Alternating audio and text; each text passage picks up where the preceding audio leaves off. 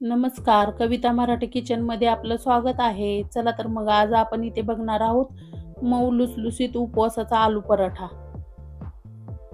तर त्यासाठी सगळ्यात पहिल्यांदा तर इथे मी गॅसवरती तळाची कढई ठेवून घेतलेली आहे आणि एक मोठी वाटीभर शाबू घेतलेला आहे. ती छान आपल्याला भाजून घ्यायचं आहे. तर इथे लो फ्लेमवरती छान खरपूस भाजून घ्यायचं आहे. तर छान शाबू फुलेपर्यंत आपला इथं भाजून झालेला आहे शाबू. तर इथे साईडला काढून घेतलेला आहे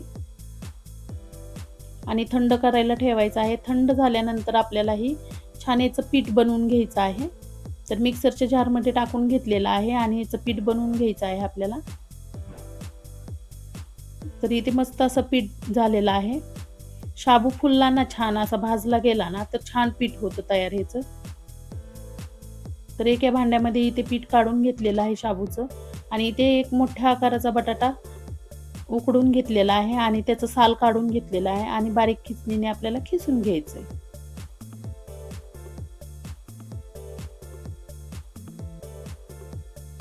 तर इथे बटाटा खिसून झालेला आहे. तर इथे आपल्याला 4 मिरच्या घेतलेल्या आहेत हिरव्या. तर ते छान ठेचून घेतलेल्या आहेत. ते टाकून घेतलेले आहेत. इथे चवीपुरतं मीठ टाकायचं आहे आणि 1 चमचा तेल टाकायचं आहे आणि छान आपल्याला हे पीठ मळून घ्यायचं आहे.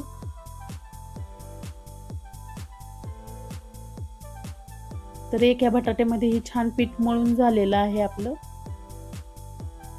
आणि तेलाचा हात थोडासा लावून आपल्याला छान अजून हे मळून घेऊन याला 5 मिनिटे करता आपल्याला झाकून साईडला ठेवून द्यायचं आहे. तर इथे 5 मिनिटं झालेले आहे. पीठ छान मुरलेलं आहे आपलं.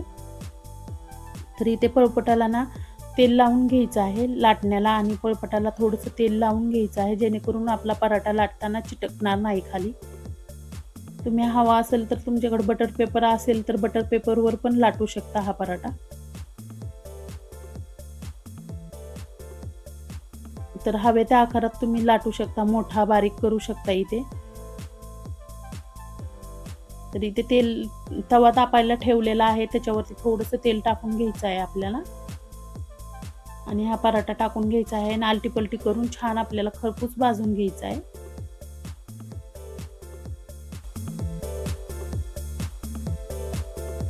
तर इथे मस्त असा खरपूस पराठा भाजलेला आहे. तर इथे सगळे असे पराठे बनवून घेत आहे मी.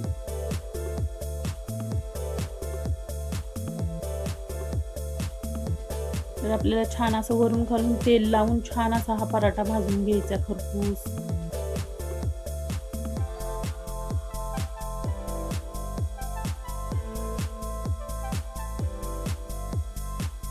आणि हे पराठे असे मस्त खरपूस भाजले तरी पण दिवसभर असे मऊ लुसलुसीत राहतात हे पराठे. हे झाले आपले मस्त उपवासाचे आलू पराठे झालेले आहेत. तर याच्यावर दही घ्यायचं आहे आपल्याला थोडंसं, त्याच्यावरती थोडी लाल मिरची पावडर भुरभुरलेली आहे आणि दह्यामध्ये थोडं मीठ आणि लाल मिरची पावडर टाकायची आणि मस्तच लागतो हा पराठा, खूप छान लागतो. नक्की एकदा ही रेसिपी ट्राय करून बघा, खरंच खूप छान होते. दिसायला पण सुंदर दिसतो हा पराठा आणि खायला पण तितकाच चविष्ट आहे. ही रेसिपी तुम्हाला कशी वाटली ती नक्की कमेंट करून सांगा. आवडली तर लाईक, शेअर, सबस्क्राईब करा. भेटूया आपण अशाच नवीन रेसिपी सोबत. ही रेसिपी शेवटपर्यंत पाहिल्याबद्दल धन्यवाद.